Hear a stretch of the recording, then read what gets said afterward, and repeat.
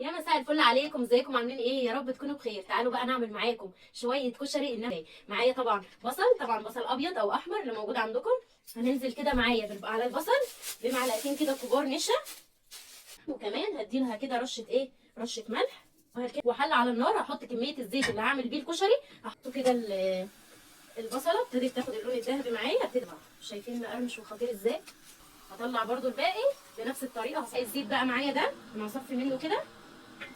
هاخد الكميه دي هعمل بيها الشطه زيت كده. انا اخدت حبه زيت للدقه، وخدت حبه زيت خدت حبه زيت للصلصه، وباقي الزيت ده انا هعمل فيه الرز. بصوا هنا انا زي ما قلت لكم وزعت الزيت على الحاجات، على الحله اللي هعمل فيها المكونات. الحله دي انا هعمل فيها الرز. انزل كده بالشعريه بتاعتي. بصوا كده انا هستغل البوتاجاز الشعله دي. حطيت كميه المكرونه اللي انا هعملها، مكرونه الاسباجيتي مع المكرونه الثانيه بالشكل ده كده. حطيت على المكرونه الملح والزيت طبعا. وانا معايا الشعريه خدت اللون الذهبي الجميل ده، هنزل بيه كده عادي على الشعريه واقلب لحد. التركايه بقى في الكشري اللي هي اللي نحط كده كميه الزيت كده في الاول، وبعد كده نقسمه على باقي الحله اللي هنعمل فيها الكشري. بجد هيبقى جميل جدا. الزيت هيبقى متحمر فيه البصله وهيدي تكه كده وطعم جميل. وكمان انا بحب اعمل الكشري في كذا حله. الرز انا هعمله لوحده، مش هحط عليه العدس. بخلي الرز كده، شايفين الرز معايا ابتدى يتشوح تشويحه كده محترمه عشان يطلع مفلفل معاكي. لازم تشوحيه كويس كده بالشكل ده لحد ما تتاكدي ان هو يتشوح كويس جدا. معايا كده بعد ما شوحت الرز بالشكل ده، هنزل بواحده مرقه خضار، دي اختياري، وشطه وملح. هنزل بيهم على الرز بالشكل ده كده. وكمان هيكون معايا الميه تكون بتغلي. اهم حاجه الميه تكون بتغلي عشان الرز ما يعجنش. هسيبه بقى كده يستوي. وكده المكرونه بتاعتي اتسلقت بالشكل ده زي ما انتم شايفين. عشان بقى ما تلزقش هقول لك تعملي ايه. هتحطي عليها معلقتين زيت كده وتقلبيها كويس جدا عشان ما تلزقش، وهركنها على جنب. وهكمل معاكم هنا الزيت بواقي البصل زي ما قلت لكم وزعناها على الحله اللي هنعمل فيها. هنزل عليها البصل المتقطع. في ناس بتحب التقليه بتاعه الكشري بالثوم، انا بفضلها بالبصل. وكمان بعمل كده تركايه صغيره عشان اغير في طعمها واكتر طعم البصل فيها. كده معايا البصل احمرت كده وخدت لون معايا. هنزل عليها بالطماطم، او لو عندك طماطم كده انت عاملاها في الفريزر مش مشكله. وهحط لها الملح والشطه، وظبطت الملح بتاعها وحطيت الشطه. هسيبها بقى كده اغطيها واسيبها تتسبك براحتها. تعالوا كده بقى نشوف الرز بتاعي استوى ولا لسه. شايفين الرز مفلفل ازاي؟ شايفين الرز متفلفل ازاي مش معجن؟ بصوا كده الرز معايا استوى.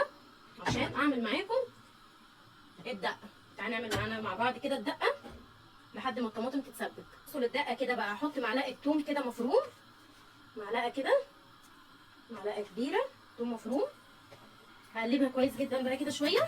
بصوا هنا كده نزلت معلقه التوم في الزيت معايا كده بشوكه كده، وهبتدي انزل بهريسه الشطه كده بتاع معلقه صغيره كده، هريسه شطه اللي كنت عاملاها اهي وهقلبهم. وهنزل بكزبره ناشفه وهقلبهم كويس جدا. شايفين بجد ريحتها خطيره. خلوا بقى انا اقول لكم على تريكه خطيره كده. معايا كده الثوم ابتدى ان هو ياخد لون. هاخد بقى معلقه كده من الدقه دي وهنزل بيها على الصلصه بتاعه الكشري، معلقتين كده بجد حرفيا بقى. وتريكه كده حلوه. وكده الثوم ابتدى ياخد لون كده اصفر، يعني ابتدى ان هو ياخد اللون. هنزل بنص معلقه نص كوبايه خل، وكمان نص عصره ليمونه. وهكمل بميه، ومش هخلي الكلام ده يغلي كتير. ده هما غلوتين بس كده ولا غلوه، وهقفل عليه النار وهظبط الملح بتاعه. كده الدقه ابتدت تاخد غلوتين كده معايا وغلت وبقت بالشكل ده زي ما انتم شايفين. وتعالى نعمل مع بعض الشطه الزيت الخطيره في كل تركاتها.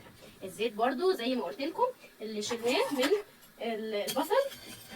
بص بقى كده الشطه بتاعتي معلقتين كبار، شطه ناشفه كده تبقى حاميه كده وواثقه منها. معلقتين كبار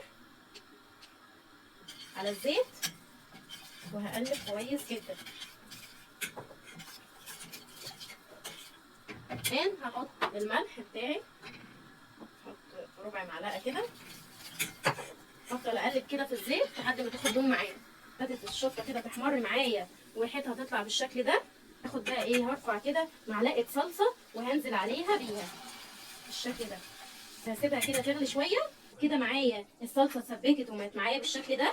عايزه اقول لكم ريحتها خطيره اصلا. من معايا البهارات دي بجد خطيره جدا. بهارات منتجات الاديوره من اول السواح. البهارات دي بهارات كشري، في منها بهارات انواع تانية كتيره. كمان اللي بتبيعها صفحه علم قنوش، ادخلوا عليها وهتلاقوا كل المنتجات دي هي بتبيعها. انزل لكم اللينك بتاع صفحتها لو حابين تطلبوا حاجات. هي بهارات وحاجات تانية كتير بتبيعها، ومجمدات وحاجات كده. بصوا هحط منها نص معلقه بجد، نص معلقه صغيره.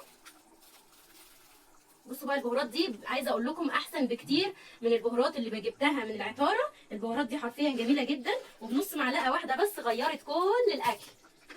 بصوا ريحتها عايزه اقول لكم جميله جدا وكمان خطيره. انا حطيتها في الاخر بس كده عشان اللذه بتاعتها ما تغيرش في طعم الاكل. وهقفل النار وبالف هنا وشفا. وكده عملنا معاكم طريقه الكشري بكل تركاتها وحركاتها. وكمان حلوه الكشري في كذا حله كده، مش في حله واحده. بجد ما جاتش بقى على الغسيل، احنا قاعدين الليل ونهار نغسل في مواعين، بس بجد هتاخدوا كشري جميله جدا.